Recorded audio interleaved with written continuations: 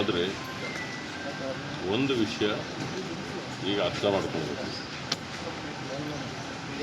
ಅವರ ಬದಲಾವಣೆಗಳು ಏನಿದ್ದರೂ ಅವರ ಆಂತರಿಕ ವಿಷಯ, ನಮಗೆ ಅದರಲ್ಲಿ ಹಸ್ತಕ್ಷೇಪ ಇಲ್ಲ, ನಮಗೆ ಸಂಬಂಧ ಇಲ್ಲ. ರಾಜ್ಯದ ಪರಿಸ್ಥಿತಿ ಏನಾಗಿತ್ತು, ಇಲ್ಲಿವರೆಗೂ ಯಾವ ಪರಿಸ್ಥಿತಿ ಇತ್ತು ಅಂದರೆ ಸಂಪೂರ್ಣ ಭ್ರಷ್ಟಾಚಾರ, ಅಭಿವೃದ್ಧಿ ಶೂನ್ಯ. ಬಟ್ ಈ ಪರಿಸ್ಥಿತಿ ರಾಜ್ಯದಲ್ಲಿತ್ತು. ಈಗ ಇದು ಬದಲಾಗುತ್ತಾ? ನನಗನ್ಸೋದಿಲ್ಲ. ಇದುವರೆಗೂ ಇದ್ದ ಭ್ರಷ್ಟಾಚಾರ ಇತ್ತು, ಇನ್ನು ಮುಂದೆ ಸೂಪರ್ ಭ್ರಷ್ಟಾಚಾರ ಇದೆ. ಯಾಕಂದರೆ ವ್ಯವಸ್ಥೆ ಆಗಿದೆ. ಭ್ರಷ್ಟಾಚಾರದ ಬದಲು ಸೂಪರ್ ಭ್ರಷ್ಟಾಚಾರ ಆಗುತ್ತೆ. ಆ ಕಾರಣದಿಂದಾಗಿ ರಾಜ್ಯದ ಜನರು ಎಚ್ಚರಿಕೆಯಿಂದಿರಬೇಕು. ವ್ಯಕ್ತಿ ಬದಲಾದ ತಕ್ಷಣ ವ್ಯವಸ್ಥೆ ಬದಲಾಗುತ್ತದೆ ಅನ್ನತಕ್ಕಂಥ ಯಾವುದೇ ಒಂದು ಆಶಾಭಾವನೆ ಯಾರಲ್ಲೂ ಇಲ್ಲ. ಈಗಾಗಲೇ ಕಾಂಗ್ರೆಸ್ಸು ಪ್ರತಿ ವ್ಯಕ್ತಿಯ ಮನಸ್ಸಿಂದ ಹೊರಗಡೆ ಹೋಗಿಬಿಟ್ಟಿದೆ.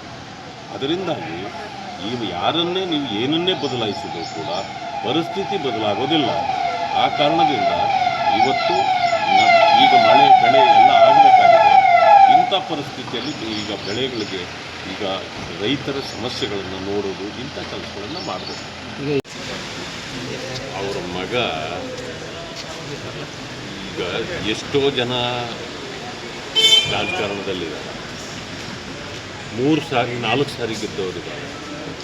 ಇವರು ಒಂದೇ ಸಾರಿ ಗೆದ್ದರೂ ಮಂತ್ರಿ, 2ನೇ ಸಾರಿ ಗೆದ್ದರೂ ಮಂತ್ರಿ, 3ನೇ ಇದು ಬೇರೆ ವಿಷಯ. ಅದು ಅವ್ರ ಮಂತ್ರಿ ಆದರೆ ನಮಗೇನು ಹೊಟ್ಟೆ ಉರಿ ಇಲ್ಲ.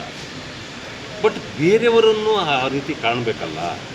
ಇದೇ ಅವರು ಬೇಕಾದರೆ ಪ್ರಧಾನಮಂತ್ರಿ ಮಾಡ್ಕೊಂಡೆ, ನಮಗೇನು ಹಿಡಿದಿದೆ?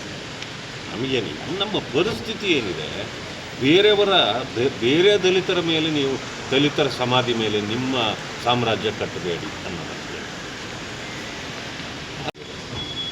ನಾನು ಚೆನ್ನಾಗಿ ನನ್ನ ಮಗನೇ ಬೆಳಿಬೇಕು, ನನ್ನ ಮನೆಯವರೇ ಬೆಳಿಬೇಕು, ಇದು ಕಾಂಗ್ರೆಸ್ ಸಂಸ್ಕೃತಿ. ಆ ಕಾಂಗ್ರೆಸ್ ಸಂಸ್ಕೃತಿ ಬರಬಾರ್ದು.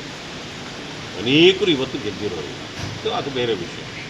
ಅವರಿಷ್ಟ, ಅವ್ರು ಏನಾದರೂ ಮಾಡ್ಕೊಳ್ಳಿ, ಅವರ ಆಂತರಿಕ ವಿಚಾರಗಳು. ಆದರೆ ಜನರಿವತ್ತು ಸಮಸ್ಯೆಯಲ್ಲಿದ್ದಾರೆ. ನಾನು ಮೊದಲಿಂದ ಹೇಳ್ತೀನಿ, ಕಲ್ಯಾಣ ಕರ್ನಾಟಕ ಕಲ್ಯಾಣ ಹೆಸರಿದೆ ಅಷ್ಟೇ, ಇದು ಕಲ್ಯಾಣ ಆಗಲೇ ಇಲ್ಲ ಈ ಪ್ರಾಂತ್ಯ. ನೋಡಿದರೆ ಈಗ ನಮ್ಮ ಲೋಕಾಯುಕ್ತರು ಏನು ಮಾತನ್ನು ಹೇಳಿದರು, 35 ವರ್ಷಗಳು ಹಿಂದಕ್ಕಿದೆ ಈ ಪ್ರಾಂತ್ಯ ಕಲ್ಯಾಣ ಅಂದರೆ ಕಲ್ಯಾಣ ಯಾವಾಗ ಮಾಡ್ತೀರಿ ನೀವು? ಇದೆಲ್ಲ ಜನರಿಗೆ ಈಗ ಮಂಕುಬೂದಿ ಏರಿಸ್ತಾರಂತಾರಲ್ಲ, ಹಾಗೆ 1-2 ಮಾತಾಡಿ ಹೋಗೋದಲ್ಲ. ಅವರ ಸಮಸ್ಯೆಗಳನ್ನು ಪರಿಹಾರ ಮಾಡಿದರೆ ಆ ಜನರು ಕೂಡ ಬೇರೆಯವರ ರೀತಿ ಬದುಕಬೇಕಲ್ಲ.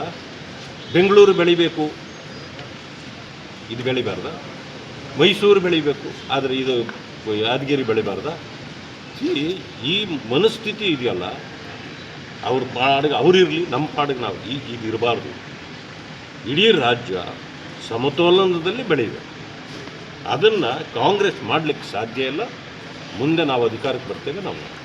If you like this video, ಬೇಗ ಲೈಕ್ ಮಾಡಿ, ಕಾಮೆಂಟ್ ಮಾಡಿ, ಶೇರ್ ಮಾಡಿ ಹಾಗೂ ಯೋಯೋ ಟಿವಿ ಕನ್ನಡವನ್ನು ಸಬ್ಸ್ಕ್ರೈಬ್ ಮಾಡಿ.